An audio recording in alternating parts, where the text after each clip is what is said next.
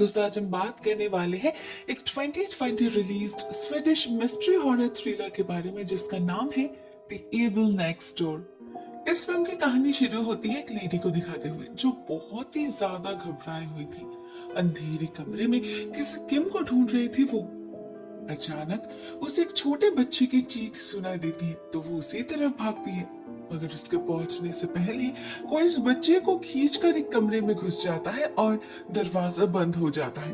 कुछ देर बाद जब दरवाजा खुलता है अंदर कोई नहीं था, गायब हो चुका था किम।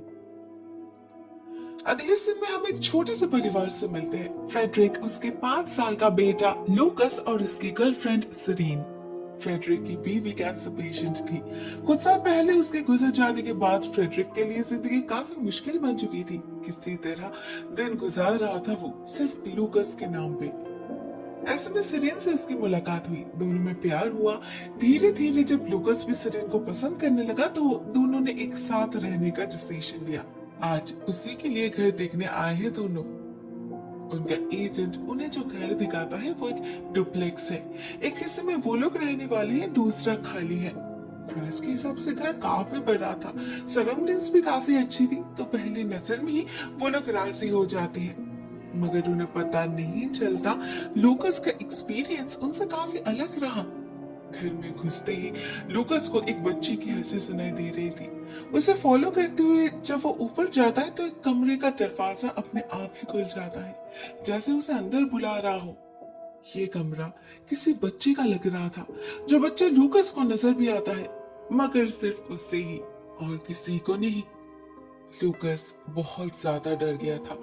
वो अपने पापा से कहने की कोशिश भी करता है, मगर वो ध्यान नहीं देते और अगले कुछ ही दिनों के अंदर ही शिफ्ट कर जाते हैं इस नए घर में। पहले कुछ दिन बहुत नॉर्मली बीतता है। पूरी तरीके से सेटल्ड होने में काफी वक्त लग जाता है उन्हें। हम नोटिस करते हैं भले ही सिरीन लूकस से प्यार करती हो, मगर फिर भी कुछ दूरियां हैं उनके बीच। जब भी लूकस फ्रेडरिक के साथ रहता है उनका बॉन्डिंग देख वो थोड़ा सा लेफ्ट आउट फील करती है, अनवांटेड फील करती है। उधर उनके अनजाने में ही लूकस को वो बच्चा फिर से दिखने लगा था। एक दिन जब घर के पीछे खेल रहा था वो, उसे कोई बॉल पास करता है झाड़ियों के नीचे से। जब लूकस चेक करने जाता है तो पता चलता है ये बॉल घर के उस पार से आ रहा है, यानी कि उस अबांडन्ड घर से। उधर सरीन को मिलता है एटिक का दरवाजा, जिसे अच्छे से सील किया गया था। वो समझ नहीं पाती क्यों। वो सारे ब्लॉकेजेस को हटाकर ऊपर जाती है चेक करने। लैडर अपने आप ही खिसक कर नीचे आ जाता है और लूकस को सुनाई देती है वही क्रीपी हंसी। मगर ऊपर एटिक में वैसा कुछ नहीं था। एक बहुत ही डार्क एंड ग्रूम सा प्लेस, जिसका एक एंड इस घर में है तो दूसरा उस खाली घर में।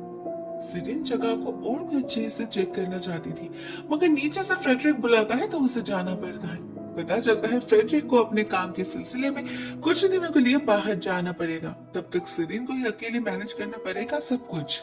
सिरीन को कोई प्रॉब्लम नहीं थी क्योंकि उसे पता नहीं था अकेले घर में क्या क्या होने वाला है उसके साथ। एक दिन वो नोटिस करती है लूकस स्टेयरकेस पे बैठकर दीवार पे कान रखकर किसी से बात कर रहा है, मगर जैसे ही सिरीन पूछती है वो चुप हो जाता है, ऐसे ये उसका कोई सीक्रेट हो। सिरिन ज्यादा फोर्स नहीं करती, बच्चा है कुछ भी इमेजिन कर लेता है। मगर उसे एक बात सिरिन को बहुत अजीब लगती है। लूकस उससे पूछता है क्या लोग मरने के बाद भी वापस आ सकते हैं। सिरिन को लगता है कि शायद वो अपने माँ के बारे में सोच रहा है, लेकिन असल में बात कुछ और था। नेक्स्ट डे उसे स्कूल में ड्रॉप करने के बाद जब सिरिन घर में अकेली थी, उसे ऊपर से नॉकिंग की आवाज सुनाई देती है जो दीवार के उस तरफ से आ रही थी। लिटरली श्योर होने के लिए सिरिन खुद जब नॉक करती है उसे जवाब में भी नॉकिंग सुनाई देती है। सिरिन को लगता है कि जरूर कोई कोइंसिडेंस होगा, आवाज जरूर और कहीं से आ रही होगी क्योंकि उस घर में तो कोई नहीं रहता। वो जाती है स्कूल से लूकस को पिकअप करने। वहाँ लूकस की टीचर कहती है आज लूकस स्कूल में सबको अपने नए दोस्त के बारे में बता रहा था जो पास वाले घर में रहता है, और तो और उसने उसकी ड्राइंग्स भी बनाई है। सिरीन को काफी अजीब लगता है, मगर वो लूकस से कुछ नहीं कहती। शायद ये मामला फ्रेडरिक को ही हैंडल करना चाहिए। मगर उसे लौटने में अभी भी काफी वक्त है और इधर लूकस का इमेजिनेशन कुछ ज्यादा ही तेजी से फैल रहा था।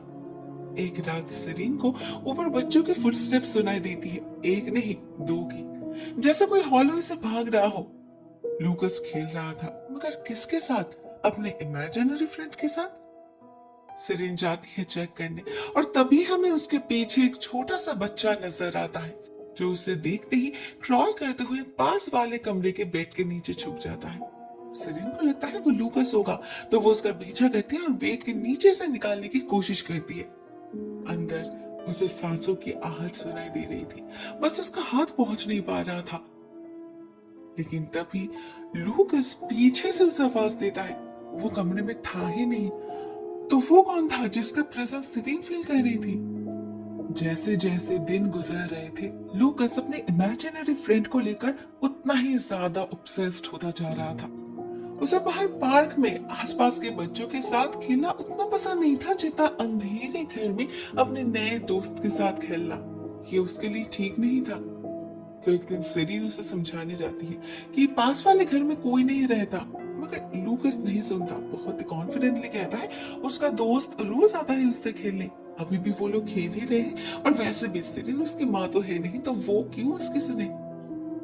सेरीन को बहुत खराब लगता है, उसका वही अनवांटेड फीलिंग वापस आ रहा था, मगर उसे पता नहीं था लूकस सिंपली वही कह रहा है जो उसका दोस्त कहने के लिए कह रहा है। सेरीन के जाने के बाद वो लोग फिर से खेलने लगते हैं और लूकस जा पहुंचता है घर के एटिक में। उसे ऊपर चढ़ने में डर लग रहा था, लेकिन लैडर अपने आप ही खिसक कर नीचे आ जाता है और लूकस को दिखता है एक बहुत ही भयानक चेहरा एटिक के अंधेरे से उसी की तरफ झांकते हुए। डर से लूकस की हालत खराब हो चुकी थी, वो भाग नहीं पाता क्योंकि दरवाजा बंद हो चुका था। फाइनली सेरीन उसे रेस्क्यू करती है।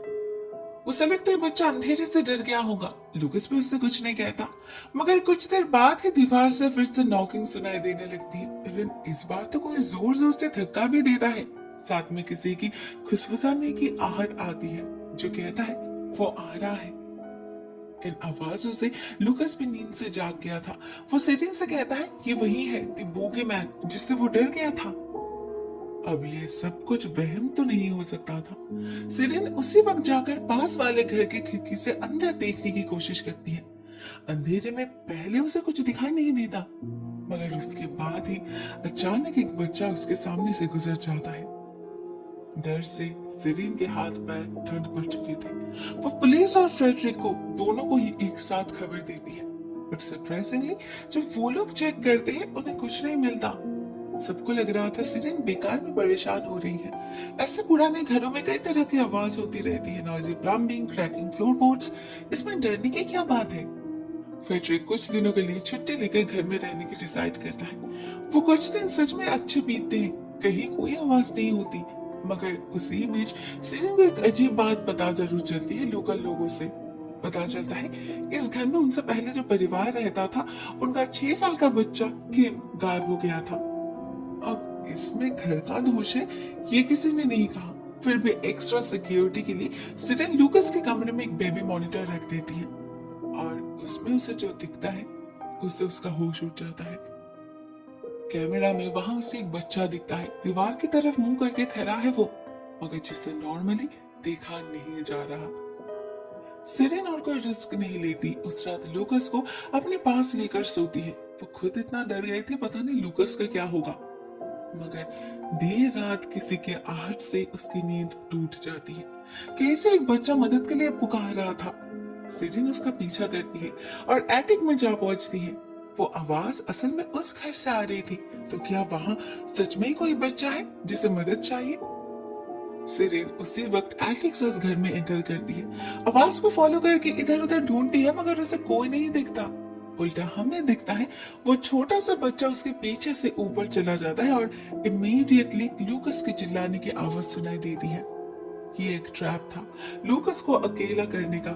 सेरीन के जाते ही इस घर का एक दरवाजा खुल जाता है और उसके अंदर हमें एक बहुत बड़ा गड्ढा नजर आता है। क्या था इसके अंदर? उधर लूकस की हालत बहुत खराब हो रखी थी, उसके शरीर पे चोट के निशान थे, कोई उसे खींच कर कहीं ले जाना चाहता था। सेरीन उसी वक्त फ्रेडरिक को कॉल करती है, उसे सब कुछ समझाने की कोशिश करती है, मगर फ्रेडरिक उल्टा सारा दोष उस पर ही डाल रहा था। उसी ने ठीक से ख्याल नहीं रखा होगा। उससे की केयरलेसनेस की वजह से कोई घर में घुस आया और उनके बेटे पर हमला कर दिया।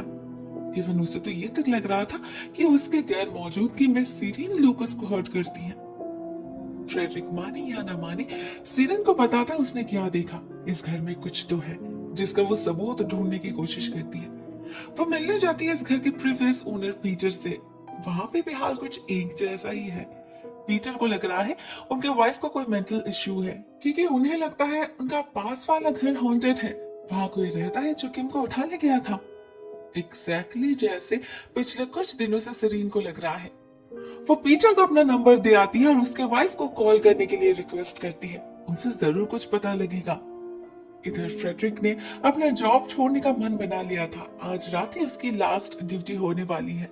कुछ देर बाद वो निकल जाता है, लूकस को सीरीन के हाथ सौंप कर। भले उसका चेहरा देखकर लग नहीं रहा था कि वो सीरीन पर कोई भी भरोसा करता है, मगर सीरीन को अपना रिस्पॉन्सिबिलिटी पता था। वो सबसे पहले लूकस से बात करती है, उससे पूछती है क्या उसके दोस्त का नाम किम है। लूकस जवाब में हाँ कहता है। साथ में ये भी ऐड करता है कि किम बहुत अच्छा है, बहुत केयरिंग है। उसी की तरह किम को भी बूगी मैम से बहुत डर लगता है। सीरीन उसी रात एटिक के एंट्रांस को पहले की तरह सील कर देती है। शायद अभी उसे पता चल गया होगा वो आखिर सील क्यों था।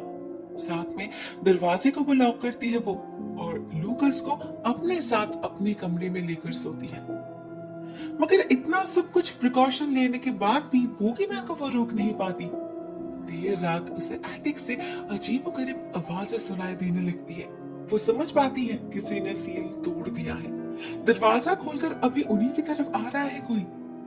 कॉरिडोर पे किसी के भारी फुटस्टेप्स सुनाई देने लगे थे। लूकस बेचारा डर से कांप रहा था और सीरीन हाथ में हथौड़ा लेकर खड़ी थी दरवाजे के सामने। उसे लूकस को प्रोटेक्ट करना ही होगा हर हाल में। मगर वो आवाज अचानक ही बंद पड़ जाती है। उल्टा नीचे के फ्लोर से किसी बच्चे की पुकार सुनाई देती है। ये जरूर किम था, उसे मदद चाहिए था। सीरीन लूकस को कमरे में रहने के लिए कहकर किम को बचाने जाती है और अपने अनजाने में ही फिर से एक ट्रैप में फंस जाती है, क्योंकि तभी ऊपर लूकस पे भी हमला होता है। कोई उसे खींचकर उस अबांडन्ड घर में ले जाने की कोशिश करता है, मगर सीरीन ऐसा होने नहीं देती। वो सही समय वहां पहुंचकर लूकस को बचा लेती है। घर में इतना सब कुछ हो रहा था, मगर फ्रेडरिक उसके एक भी बात पर यकीन नहीं कर रहा था। इस बार तो वो डायरेक्टली सीरीन पर उंगली उठाता है, उस पर आरोप लगाता है कि लूकस को वो ही डरा रही है, अब्यूज वो ही कर रही है। सीरीन और सहन नहीं कर पाती। वो उसी दिन घर छोड़कर निकल जाती है, मगर उसी दिन उसे किम की माँ कॉल करके अपने घर भी बुलाती है, जहाँ सीरीन को एक चौंका देने वाली बात पता चलती है, जिससे उसका पूरा परसेप्शन ही चेंज हो जाता है। अब तक उसे लग रहा था उसके बेटे का इमेजिनरी दोस्त किम है, जो लूकस को बूगीमैन से बचाने की कोशिश कर रहा है। मगर इस घर में आके उसे पता चलता है किम तो असल में एक लड़की है। वो तो कब की जा चुकी। वो छोटा सा बच्चा असल में बूगीमैन ही है, जो रूप बदलकर बच्चों को हॉन्ट करता है। लूकस के पास ज्यादा समय नहीं है। बूगीमैन उसे मार्क कर चुका है, अभी किसी भी वक्त उसे ले जा सकता है। सीरीन देर नहीं करती। फ्रेडरिक को सच एक्सेप्ट करना ही होगा, तो वो उसी रात घर वापस जाती है। लेकिन तब तक जो होना था वो हो चुका। लूकस को बूगीमैन उठा ले जाता है। उसकी आवाज को फॉलो करके फ्रेडरिक और सीरीन दोनों ही एटिक में जा पहुंचती है। उन्हें वहां एक बच्चे का साया भी दिखता है, लेकिन ये लूकस नहीं था। वो अचानक ही फ्रेडरिक पर हमला कर देता है, जिससे एटिक का एक हिस्सा टूटकर फ्रेडरिक उस घर में जा गिरता है। उसे बहुत जोर की चोट लगी थी, बेहोश हो चुका था बेचारा। ऐसे में सीरीन को अकेले ही जाना पड़ता है लूकस को बचाने। वो देखती है उसे कोई अदृश्य शक्ति खींचकर एक कमरे में ले जा रही है। ये वही जगह थी जहाँ किम गायब हुआ था। उसके माँ को उसका कोई ट्रेस नहीं मिला, मगर सीरीन जब बहुत मुश्किल से अंदर घुसती है, उसे वहां जमीन पर एक बहुत ही बड़ा गड्ढा दिखता है। लूकस उसी के अंदर था। सीरीन भी उसके अंदर जंप करती है और जा पहुंचती है घर के बेसमेंट में। वहां बहुत सारे क्रॉल स्पेस बने हुए थे, बिल्कुल किसी मेज की तरह। सीरीन समझ नहीं पाती वो किस तरफ जाए। ऐसे में वो बूगीमैन उस पर हमला कर देता है। सीरीन बिल्कुल ही कॉर्नर्ड हो चुकी थी, भाग नहीं पाती। बूगीमैन उसे खींच के ले जाता है। डर से सीरीन बेहोश हो गई थी। कुछ देर बाद जब उसका सेंस लौटता है, उसे अपने सामने लूकस दिखता है। वो बेहोश पड़ा था और उसके पास बैठे उसे लोरी सुना रहा था वही बच्चा। जैसे ही सिरिन लूकस को बुलाती है, जगाने की कोशिश करती है, वो बच्चा बहुत ही क्रीपी तरीके से उसकी तरफ आगे बढ़ने लगता है। डर से सिरिन के हाथ पैर ठंड पड़ चुके थे, इतना क्रीपी लग रहा था वो बच्चा। मगर फिर भी सिरिन हिम्मत नहीं हारती, किसी तरह हौसला बनाए रखती है और जोर से कहती है लूकस उसका बेटा है, वो उसे नहीं ले जा सकता। इसके जवाब में बोगीमैन एक और रास्ता अपनाता है। लूकस के माँ के रूप में आकर सिरिन का कॉन्फिडेंस तोड़ने की कोशिश करता है, उसे वीक करने के लिए उसके प्यार पे सवाल उठाता है, याद दिलाता है वो उसकी माँ नहीं है। बात बिल्कुल सही थी, मगर पिछले कुछ दिनों में सिरिन ने उसके लिए जो कुछ भी किया, क्या वो किसी माँ से कम था? उसके दिल में लूकस के प्रति ट्रू अफेक्शन बन चुका था, जिससे ये बोगीमैन भी डर जाता है, कमजोर पड़ने लगता है वो एक माँ की ताकत के सामने, एंड फाइनली वहां से भाग जाता है। सिरिन लूकस को गोदी में उठा लेती है। वो आंखें खोल नहीं रहा था, क्या सिरिन ने उसे खो दिया? सिरिन तो डर ही जाती है, बट फाइनली शायद उसके बुलाने से ही लूकस लौट आता है। वो बोगीमैन उसके आत्मा पर कब्जा नहीं कर पाया। सिरिन धीरे धीरे उसे लेकर घर से निकल जाती है। बाहर तब तक सुबह हो चुकी थी, फ्रेडरिक का सेज भी लौट आया था। फाइनली सच्चाई उसके सामने थी, जो इस बार उसे मानना ही पड़ता है। आज सिरिन के कारण ही उसका बेटा जिंदा है। इस हकीकत से वो मुंह कैसे मोड़ सकता है? हाँ, सिरिन उसे माफ करेगी या नहीं, ये एक बहुत बड़ा सवाल है जिसका जवाब ये फिल्म हमें नहीं देती।